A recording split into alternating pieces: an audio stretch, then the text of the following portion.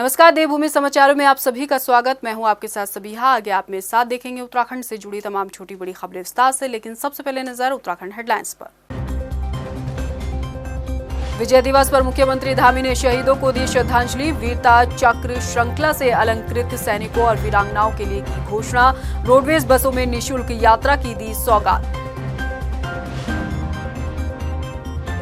विजय दिवस पर प्रदेश भर में आयोजित हुए कार्यक्रम। शहीदों को दी गई श्रद्धांजलि। साल 1971 में भारत पाक युद्ध में पाकिस्तान हुआ था चारों खाने चित। आईएएस वीक शुरू होने पर सीएम धामी ने अफसरों को दी शुभकामनाएं। कहा 2025 तक प्रदेश को अग्रणी राज्य बनाने के लिए अफसरों को पूरी प्रशासनिक क्षमता से करना होगा काम। 24 दिसंबर को दून के सभी विश्वविद्यालयों में होंगे छात्र संघ चुनाव। एनएसयूआई ने प्रत्याशियों का किया ऐलान। डीएवी पीजी कॉलेज में भी शुरू हुई नामांकन पत्रों की बिक्री। और हल्द्वानी में बिजली के बढ़ते दामों को लेकर कांग्रेस का हल्ला बोल। सरकार से बढ़े दाम वापस लेने की मांग। महंगाई पर भी लिया आड़े हाथ। और अब बुलेटिन में खबरें विस्तार से। देहरादून में विजय दिवस को शौर्य दिवस के रूप में मनाया गया। गांधी पार्क स्थित शहीद स्मारक पर आयोजित कार्यक्रम में मुख्यमंत्री पुष्कर सिंह धामी ने शहीदों को श्रद्धांजलि दी। इस मौके पर शहीद परिवार और कारगिल पदक प्राप्त विजेताओं को मुख्यमंत्री धामी ने सम्मानित किया। शहीदों के परिजनों को मुख्यमंत्री ने सम्मानित करते हुए कहा कि उत्तराखंड के वीरों का देश के लिए शहादत में बड़ा योगदान है। उन्होंने कहा कि शहीदों के परिजनों के लिए सरकार हर सुविधा देने के लिए तत्पर है। कार्यक्रम में सैनिक कल्याण मंत्री गणेश जोशी भी मौजूद रहे। हमारे लिए बहुत ऐतिहासिक दिन है और भारत की सेना ने आज के दिन बहुत बड़ा इतिहास रचा था, जिसमें 93,000 से भी ज़्यादा सैनिकों ने पाकिस्तान के आज के दिन ही आत्मसमर्पण किया था और उसमें हमारे देश के वीर जवानों ने अपनी बड़ी शहादत दी थी। उत्तराखंड के भी जवानों ने शहादत दी थी। मैं उन सबको नमन करता हूं, उन शहीदों को, वीर अमर शहीदों को, अमर बलिदानियों को, जिनके कारण से इतना बड़ा जो गौरव है वो हम सबको प्राप्त हुआ। ये सबसे पहले तो मैं उन वीरांगनाओं को, उन वीर माताओं को जिन्होंने अपना सुहाग खोया, जिन्होंने अपनी गोह उजाड़ी, उन वीरों को जिन्होंने इसमें बलिदान किया, नमन करता हूं इस अवसर पर, क्योंकि आज के दिन विश्व का सबसे बड़ा सरेंडर हुआ था। 95,000 पाकिस्तानी सैनिकों ने भारत की सेना के आगे सरेंडर किया था। उस दिन को हम विजय दिवस के रूप में मनाते हैं। विजय दिवस के मौके पर मुख्यमंत्री पुष्कर सिंह धामी ने वीरता चक्र श्रृंखला से अलंकृत सैनिकों और वीरांगनाओं के लिए भी घोषणा की है। सीएम ने कहा है कि इन्हें उत्तराखंड रोडवेज की बसों में निःशुल्क यात्रा की सुविधा दी जाएगी। इसके साथ मुख्यमंत्री धामी ने कहा कि कैंट क्षेत्र में रहने वाले सभी सैन्य परिवारों को हाउस टैक्स में छूट देने को लेकर उचित समाधान निकाला जाएगा। वीरता चक्र श्रृंखला से अलंकृत वीर नारियों के सैनिकों को उत्तराखंड परिवहन निगम की बसों में निःशुल्क यात्रा अनुमन्य होगी। मैं आज के इस अवसर पर यह भी घोषणा करता हूं और हमारे जो गणेश जोशी जी ने कहा है कि जो गृह कर इत्यादि जो भी व्यवस्थाएं हैं उन सभी को हम लोग जल्दी ही उसको सॉर्ट आउट करेंगे। कैंट क्षेत्र के रहने वाले हों या हमारे जो भी हैं, आप लोगों से भी बात करके इसका हम लोग समाधान निकालेंगे। कांग्रेस मुख्यालय में विजय दिवस के मौके पर प्रदेश अध्यक्ष करण माहरा समेत पार्टी के तमाम वरिष्ठ नेताओं ने शहीदों को श्रद्धांजलि दी। प्रदेश अध्यक्ष करण माहरा ने पूर्व सैनिकों को शॉल ओढ़ाकर उनका सम्मान किया और कहा कि कारगिल के युद्ध में भारतीय सैनिकों ने पाक को धूल चटाई और करीब 93,000 सैनिकों को आत्मसमर्पण करने के लिए मजबूर किया। उन्होंने कहा कि 1971 के युद्ध में भारत ने दुनिया की सबसे बड़ी जीत दर्ज की, जो देश के लिए गर्व की बात है। के दिन हम अपने स्वर्गीय प्रधानमंत्री इंदिरा गांधी जी को और फील्ड मार्शल मानेकशॉ को बहुत याद करते हैं, जिनकी साहस, जिनकी प्रेरणा, जिनकी दूरदर्शिता और जिनकी प्लानिंग के तहत पाकिस्तान के 2 टुकड़े करने में भारत कामयाब रहा। बांग्लादेश का गठन हुआ और दुनिया का सबसे बड़ा सरेंडर, दुनिया की सबसे बड़ी जीत के रूप में हम 71 की लड़ाई को देखते हैं। भारत के वीर सैनिकों ने 93,000 पाकिस्तानी सैनिकों को सरेंडर करने पर मजबूर किया था और ये दुनिया की सबसे बड़ी जीत के रूप में देखा गया। आज अपने भारत के उन वीर सैनिकों को, उन वीर योद्धाओं को याद करते हैं। उधर विजय दिवस के मौके पर हल्द्वानी के शहीद पार्क में शहीदों को श्रद्धांजलि देने के लिए कार्यक्रम आयोजित किया गया। पूर्व सैनिकों और प्रशासनिक अधिकारियों ने शहीदों को श्रद्धा सुमन अर्पित करते हुए जाबाज सैनिकों को श्रद्धांजलि दी। इस मौके पर 3 वीरांगनाओं को सम्मानित किया गया। पूर्व सैनिकों ने कहा कि आज का दिन उन वीर सैनिकों को याद करने का है जब हमारे सैनिकों ने पाकिस्तान की सेना को घुटने टेकने पर मजबूर कर दिया था। आपको बता दें कि साल 1971 का युद्ध इतिहास के पन्नों में सबसे कम 13 दिनों तक चला, जिसमें पाकिस्तान ने भारतीय सेना के आगे घुटने टेक दिए थे। कार्यक्रम में विधायक सुमित हृदय सहित एसएसपी पंकज भट्ट और जिले के आला अधिकारी मौजूद रहे। 3 दिसंबर 71 को हमको भदुरिया क्रॉसिंग ढाका में एक धान की मेड़ के नीचे लेआउट कर दिया गया। तस्त मेरे बगल में एमएमजे वाला जवान था जिस पर गोली लगी, तो मैं बच गया, वो मर गया। उसके बाद जो है हम 7 दिन कीचड़ में रहे। ये पूरा हमारा आगे का जो शरीर था गल गया था। 65 के युद्ध में हम भी तो 65 का युद्ध हुआ था, तो हम जंगल में युद्ध के लिए गए थे। तो वहाँ युद्ध किया हमने पुष्कर के पोस्ट में, और बहुत अच्छी तरीके से वहाँ पर हमारी जीत हुई। और उसमें हमको ज़्यादा सबसे पहले गोली आई जो कि मेरे सीने से टकरा के गई। सैम मानेकशॉ जी को, आज हमें अरोड़ा जी को याद करना पड़ेगा। आज किस प्रकार से 93,000 जो पाकिस्तानी सैनिक थे जिन्होंने सरेंडर दिया था बांग्लादेश में, और जिस प्रकार से अतिरिक्त दबाव अमेरिका ने उस समय हिंदुस्तान पे बनाया हुआ था कि हमारी 7th फ्लीट पैसिफिक में है, और उसके बावजूद जो उस समय की प्रधानमंत्री थी हमारी स्वर्गवासी इंदिरा गांधी जी, जिस प्रकार का राजनीतिक कौशल का उन्होंने परिचय दिया, अवश्य वो भी आज हमें याद करना चाहिए। पौड़ी में विजय दिवस के मौके पर एजेंसी चौक स्थित शहीद स्मारक पर कैबिनेट मंत्री धन सिंह रावत और विधायक राजकुमार पौड़ी ने श्रद्धांजलि दी। कैबिनेट मंत्री धन सिंह रावत ने शहीदों की शहादत को याद करते हुए भारत पाक युद्ध से जुड़ी जानकारियां साझा की। वहीं इस मौके पर कार्यक्रम में मौजूद पूर्व सैनिकों ने बताया कि युद्ध के दौरान पाक सेना को भारत से कैसे खदेड़ा गया और कैसे पाक भारत के आगे घुटने टेकने को मजबूर हुआ। पूरे भारतवर्ष में विजय दिवस के रूप में हम लोग मनाते हैं, और आज शहीद स्थल पे हम यहाँ पे सारे जितने भी युद्ध में शहीद हुए उन लोगों को यहाँ पे श्रद्धांजलि अर्पित की गई है। और सभी ऐसे सैनिक परिवारों को भी आज सम्मानित किया जा रहा है पूरे प्रदेश में, जिन्होंने 1971 की लड़ाई में बहुत बड़ा योगदान भारत के लिए दिया है। रतन है, ऐसी माटी को मेरा नमन है। मैं आज नमन करता हूँ महान सैनिकों को, जिन्होंने की देश की रक्षा के लिए अपने प्राणों की बलि दे दी है। चाहे वो 1948 का युद्ध हो, 1965 का हो, 1971 का हो। देहरादून के करक चौक पर जल्द ही देश के पहले सीडीएस जनरल बिपिन रावत की याद में स्मारक बनाया जाएगा। स्मारक के तौर पर उनकी मूर्ति भी लगेगी जो करीब 12 फीट लंबी होगी। शुक्रवार को सैनिक कल्याण मंत्री गणेश जोशी ने स्मारक की भूमि के चयन के लिए अधिकारियों के साथ निरीक्षण किया। सैनिक कल्याण मंत्री गणेश जोशी ने अधिकारियों को स्मारक के निर्माण कार्य जल्द शुरू करने के निर्देश दिए। उन्होंने कहा कि बिपिन रावत उत्तराखंड के साथ साथ देश के गौरव थे। उन्होंने सेना के आधुनिकीकरण और सशक्तिकरण में अपना महत्वपूर्ण योगदान दिया। देश के बड़े सीडीएस थे, हमारे उत्तराखंड से थे, और जहाँ वो देश के बारे में सोचते थे, उत्तराखंड के बारे में बहुत सोचते थे। मेरे अच्छे मित्र से मैं लगातार जब दिल्ली आता था उनसे मिलता था। अचानक एक दुर्घटना में छोड़ कर चले गए। उनके नाम पर एक स्मारक हम यहाँ पर बना रहे हैं। आज जगह का चयन हमने यहाँ पर कर लिया है, और 16 मार्च को उनकी जयंती के दिन हम उसका लोकार्पण करेंगे। वही उस महान सेनानी को हमारी श्रद्धांजलि होगी, हमारा नमन होगा। इसलिए मैं आज मौके पर आया हूँ, और बहुत सुंदर जगह में यहाँ पर मिली है। हमारे एमडीजी के अधिकारी इस काम को देख रहे हैं, और मुझे पूरा भरोसा है कि 16 मार्च को हम इसका लोकार्पण करेंगे।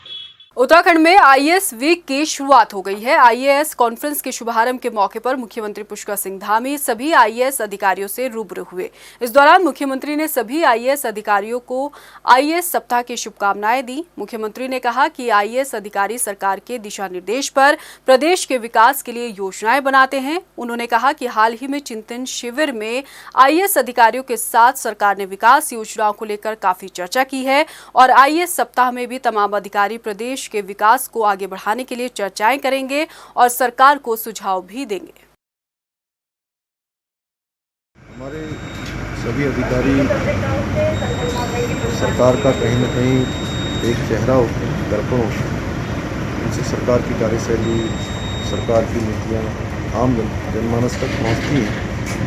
तो सभी लोगों का क्योंकि अभी मसूरी में 3 दिन का चिंतन हुआ था और उस चिंतन में बहुत सारी बातें आई थी, बहुत सारे विचार बिंदु आए थे, बहुत सारे आगे करने वाले काम आए थे। उन सभी को यहाँ पर आगे बढ़ाया जाएगा और सरकार का जो मंत्र है सरलीकरण, समाधान, निस्तारण और दूर दराज के गांव तक जाना, समाज के अंतिम छोर तक पहुँचना, अंतिम व्यक्ति तक पहुँचना, ग्राम सभाओं तक जाना, सुदूरवर्ती क्षेत्रों तक जाना, उसी पर हमारा फोकस है। और साथ ही साथ 2025 का हमारा उत्तराखंड हिंदुस्तान का श्रेष्ठ उत्तराखंड हो, तब हिंदुस्तान का अग्रणी उत्तराखंड हो, हम पहली पंक्ति में हो, उसके लिए हम सभी लोगों को काम करना है।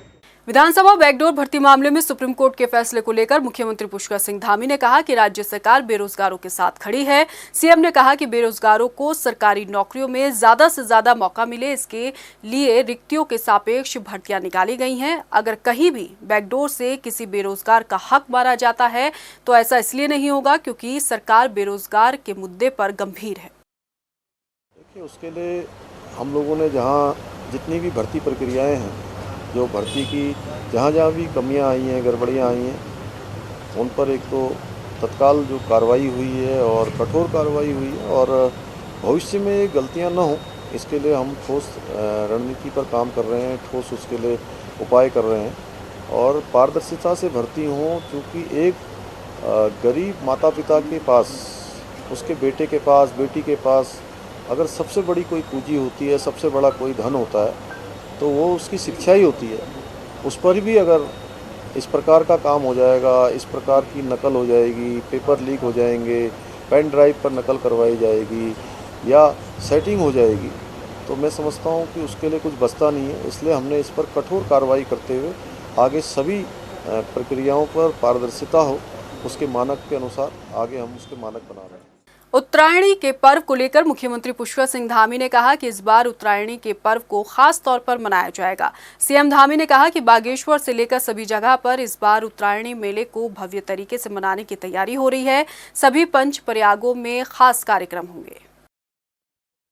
सभी जो हमारे ऐसे तीर्थ स्थल हैं, धार्मिक स्थल हैं, जो हमारे पंच प्रयाग हैं, उन सभी स्थानों पर ये हो, चूँकि उत्तरायण एक बहुत बड़ा हमारा महापर्व है और जहां हम उत्तराखंड के अंदर इसको अलग अलग रंग से, कहीं उत्तरायणी के नाम से, मकर संक्रांति के नाम से, लोहड़ी के नाम से, कहीं पोंगल के नाम से, देश में हर जगह मनाया जाता है।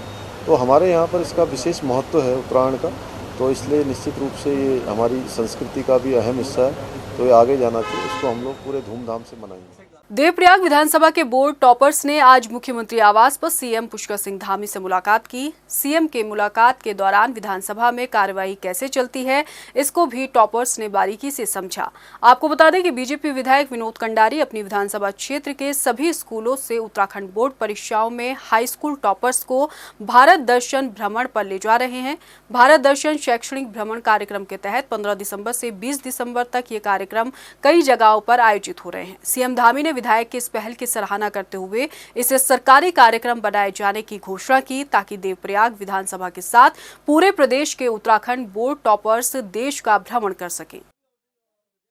ये जो भारत दर्शन कार्यक्रम है, इसको सरकार के स्तर पर करना है, तो निश्चित रूप से हम इसके लिए योजना बनाएंगे कि सरकार के स्तर पर इसका कार्यक्रम है और हमारे अन्य बच्चों की प्रत्येक ब्लॉक से बच्चों का, अभी तो केवल हमारे वहाँ के 3 ब्लॉक के बच्चे, पूरी विधानसभा कितने ब्लॉक हैं? 2 ब्लॉकों के बच्चे हैं, 1 विधानसभा के, लेकिन भविष्य में आपकी तरह ही पूरे प्रदेश के अन्य बच्चों को भी इस भारत दर्शन में जाने का अवसर मिले, इसके लिए हम लोग काम करेंगे। तो हाँ, सभी को मैं बहुत शुभकामनाएं देती हुई, बहुत बच्चों को कि आपका ये जो शैक्षिक भ्रमण है, भारत दर्शन है, इसमें बहुत सारी चीज़ें आप लोगों को सीखने को मिलेंगी। देखिए, आपने देखा बच्चों के अंदर बहुत ज़्यादा उत्साह है। आपने देखा कि अभी विधानसभा भवन देखा, विधानसभा के अंदर क्या प्रक्रिया होगी वहाँ के मार्शल ने बताई। तो निश्चित तौर पर हमारा मेन इस भारत दर्शन कार्यक्रम का जो मेन उद्देश्य है कि बच्चों को कुछ सीखे, बच्चों के अंदर जो जिज्ञासा बाहर आए। और जिस तरीके से आपने देखा होगा कि मुख्यमंत्री आवास में बच्चों ने कार्यक्रम किया, मुख्यमंत्री आवास में देखने का काम किया, और अभी हम शाम को ट्रेन से हम लखनऊ जाने वाले हैं। कल ये उत्तर प्रदेश की विधानसभा भी देखेंगे, वहाँ का भी समय हमारे पास मिल चुका है। एसएसपी हरिद्वार के निर्देश पर रुड़की में छापेमार कार्रवाई की गई। होटल में छापेमारी के दौरान जुआ खेलते 27 लोगों को गिरफ्तार किया गया है। मौके से 12 लाख से ज्यादा का कैश भी बरामद हुआ। एसपी देहात स्वप्न किशोर ने बताया कि आरोपियों के खिलाफ संबंधित धाराओं में मुकदमा दर्ज किया गया है और होटल मालिक के बारे में जानकारी जुटाई जा रही है। पकड़े गए सभी आरोपी रुड़की समेत अलग अलग शहरों के बताए जा रहे हैं। उनके द्वारा दिए गए निर्देश पर सीओ रुड़की के नेतृत्व में कल देर रात्रि होटल ऑल सीजन में छापेमारी की कार्रवाई की गई और वहां मौके से जुआ खेलते 27 लोगों को गिरफ्तार किया गया है और फड़ पर बरामद लगभग 12.5 लाख रुपए बरामद किए गए हैं। इस संबंध में जो लोग भी संलिप्त पाए गए हैं उनके विरुद्ध और जो लोग भी संलिप्त पाए जाएंगे उनके विरुद्ध अग्रिम विधिक कार्रवाई अमल में लाई जाएगी। हल्द्वानी में कांग्रेस कार्यकर्ताओं ने बिजली के दामों में बढ़ोतरी को लेकर राज्य सरकार के खिलाफ प्रदर्शन किया। इस दौरान कांग्रेस नेताओं ने सरकार पर तंज कसते हुए कहा कि ऊर्जा प्रदेश में ही आम जनता सबसे महंगी बिजली खरीद रही है और एक ही साल में 3 से 4 बार बिजली के दाम बढ़ाए जा रहे हैं। कांग्रेस नेताओं ने सरकार से तत्काल बिजली के बढ़े हुए दामों को वापस लेने की मांग की है। विधायक सुमित हृदयेश ने कहा कि ये सरकार आम जनता के ऊपर बोझ डाल रही है। बिजली, पानी और स्वास्थ्य जैसी मूलभूत समस्याओं पर भी लगातार महंगाई बढ़ाना ये आम जनता के हित में नहीं है, इसलिए सरकार को तत्काल बिजली के बढ़े हुए दाम वापस लेने चाहिए। ये झूठा नारा डबल इंजन का जो सरकार ने दिया है, वित्तीय प्रबंधन इनका शून्य है, नियोजन की कमी है, इसलिए ये क्या कर रहे हैं, प्रदेशवासी जो हमारे हैं उनकी जेबों में डाका डालने की लगातार साजिश कर रहे हैं। और अभी हमें पता लगा कि प्रस्ताव गया है राज्य सरकार के द्वारा कि बिजली की दरों को बढ़ाया जाए। इसका हम पहले ही विरोध कर रहे हैं और राज्य सरकार जो गरीब मजदूर है उसकी जेबों में डाका डालकर अपना वित्तीय कोष भरना चाहती है। सीपीयू यहाँ चालान करती, पुलिस चालान करती, बोला जाता है चालान करो, गरीबों का चालान करो, गरीबों का जो बिजली का दर है उसको बढ़ाओ।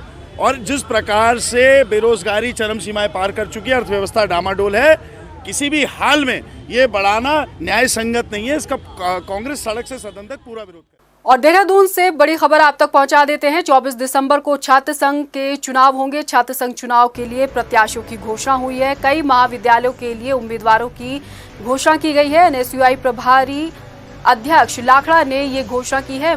केपी पीजी कॉलेज के लिए अध्यक्ष पद पर बुशरा अंसारी, उपाध्यक्ष पद पर कंचन, कोषाध्यक्ष पद पर वैशाली पाल प्रत्याशी होंगी। वहीं डीएवी पीजी कॉलेज में अध्यक्ष पद पर अंकित बिष्ट प्रत्याशी, विश्वविद्यालय प्रतिनिधि प्रज्वल शर्मा प्रत्याशी होंगे। उम्मीद मैं खासकर आपकी बात तो एनकेबी पीजी कॉलेज, एसजीआरआर और राजकीय कॉलेज मालदेव, इन तीनों कॉलेजों के अंदर तो एनएसयू का एक संपूर्ण पैनल चुनाव लड़ रहा है। कोई उम्मीदवार हमने घोषित नहीं करा, पूरा पैनल एनएसयू की तरफ से आ रहा है। उसी के साथ ही तमाम अलग अलग कॉलेज, अगर मैं बात करूं जिनकी हम लोगों ने घोषणा करी है, पिथौरागढ़ के अंदर मैं कहूं या रामनगर के अंदर कहूं, आप अगली बारी हल्द्वानी की है, तो इनके अंदर भी हम लोग अपना पूरा पैनल लड़वा रहे हैं। कोरोना काल में 2 साल बाद होने वाले छात्र संघ चुनाव को लेकर छात्रों में काफी उत्साह देखने को मिल रहा है। 24 दिसंबर को प्रदेश भर के सभी विश्वविद्यालयों में छात्र संघ चुनाव के लिए मतदान होगा। इसके मद्देनजर डीएवी पीजी कॉलेज में छात्र संघ चुनाव का डंका बज गया है। कॉलेज प्रशासन ने चुनाव की अधिसूचना जारी कर दी है, जिसके बाद कॉलेज में नामांकन पत्रों की बिक्री शुरू हो गई है। मुख्य चुनाव अधिकारी प्रोफेसर आर के शर्मा ने बताया कि चुनाव को लेकर सभी तैयारियां पूरी हो चुकी हैं और सुरक्षा व्यवस्था को लेकर भी प्रशासन को पत्र भेज दिया गया है। इस बार छात्र संघ चुनाव में एक ही दिन मतदान होगा, उसी दिन मतगणना और उसी दिन शपथ ग्रहण होगा। चुनाव जो कार्यक्रम घोषित किया गया है उसके अनुसार नामांकन जो है वो 17 तारीख को संपन्न होगा। उसका समय जो है 10 बजे से 1:30 बजे तक रखा गया है और इसके बाद फिर नामांकन की सूची जो प्रकाशित होगी वो भी 17 तारीख को होगी अपराह्न 4 बजे के आसपास। फिर इसके बाद नामांकनों पर आपत्तियों, जो भी आपत्ति आएगी उसका भी निराकरण होगा 4:30 से लेकर 5:30 बजे तक। परीक्षणोपरांत स्वीकृत प्रत्याशियों की सूची का प्रकाशन जो है वो छात्र संघ चुनाव कार्यालय में किया जाएगा 2 बजे। ये 19 तारीख को होगा और फिर इसके बाद अंतिम चरण में 24 तारीख को जो है पोलिंग और काउंटिंग दोनों संपन्न कराई जाएगी। लक्सर के बहादुरपुर के holy place junior high school में विज्ञान प्रदर्शनी का आयोजन किया गया। प्रदर्शनी में स्कूली बच्चों ने सौर ऊर्जा से चलने वाले जितने भी संयंत्र लगाए जा सकते हैं उनके छोटे छोटे खूबसूरत मॉडल पेश किए। प्रदर्शनी में पहुंचे बीआरसी राजवीर सिंह ने प्रदर्शनी में बच्चों के बनाए गए मॉडल की सराहना करते हुए उनकी हौसला अफजाई की। गत वर्ष भी मैं इस प्रदर्शनी में आया था।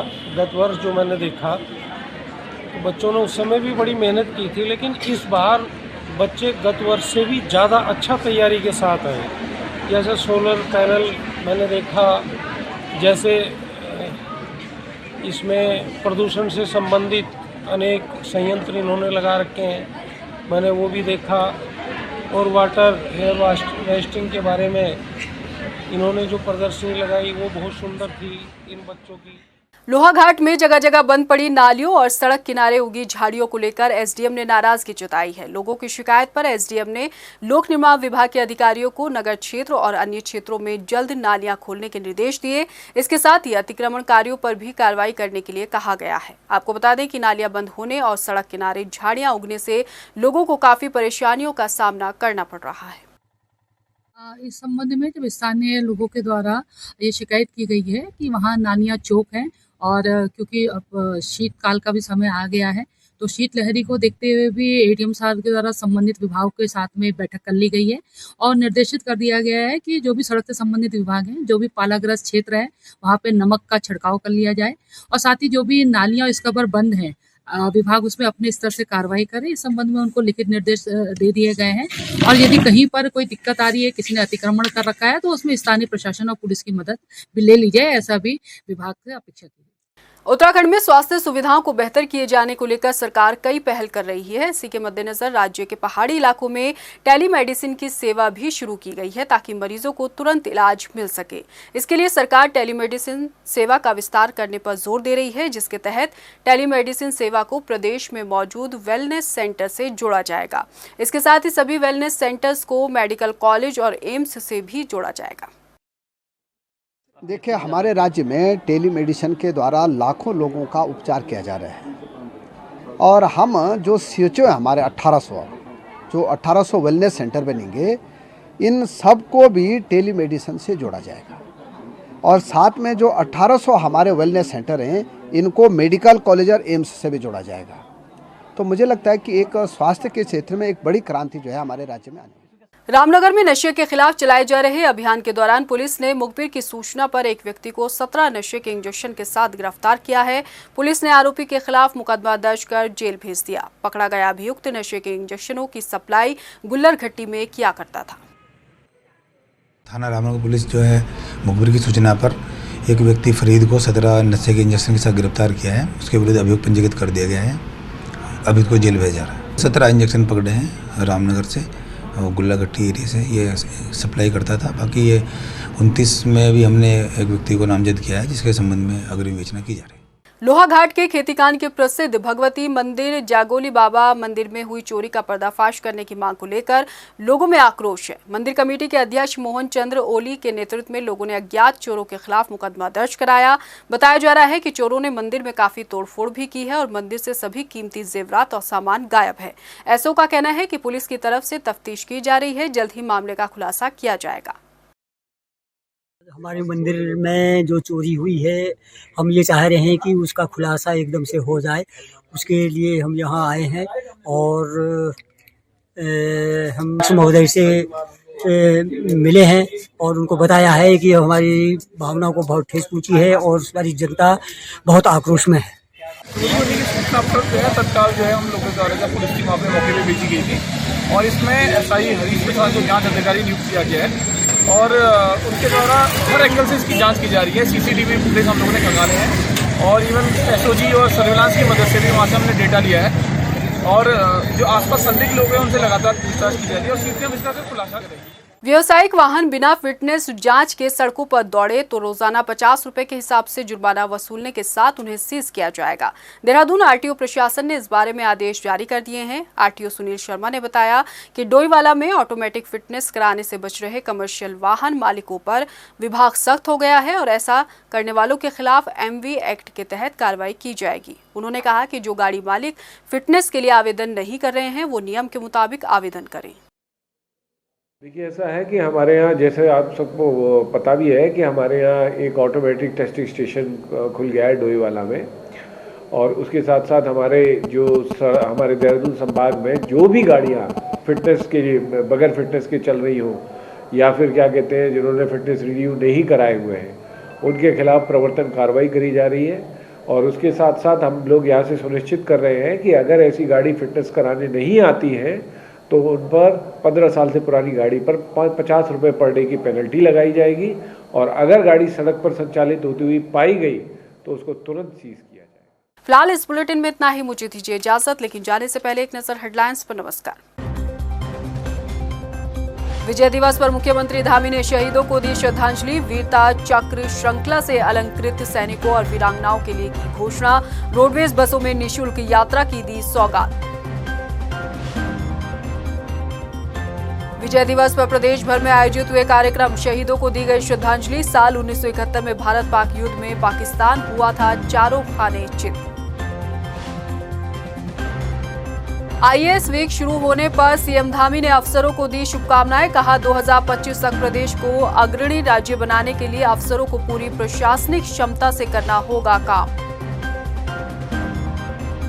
24 दिसंबर को दून के सभी विश्वविद्यालयों में होंगे छात्र संघ चुनाव। एनएसयूआई ने प्रत्याशियों का किया ऐलान। डीएवी पीजी कॉलेज में भी शुरू हुई नामांकन पत्रों की बिक्री। और हल्द्वानी में बिजली के बढ़ते दामों को लेकर कांग्रेस का हल्ला बोल। सरकार से बढ़े दाम वापस लेने की मांग। महंगाई पर भी लिया आड़े हाथ।